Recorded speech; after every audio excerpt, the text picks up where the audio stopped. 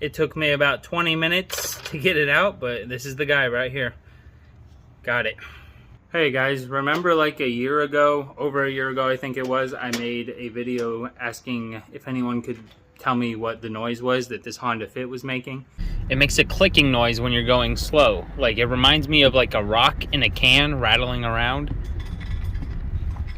Sorry it took so long to get to the bottom of it, but there's been a little bit of trouble with, we didn't even drive this car basically since then. I just got a garage, so what better time to actually tear it apart and figure it out than now. I'm not sure if you're gonna really be able to see in there. I think you can see it right there.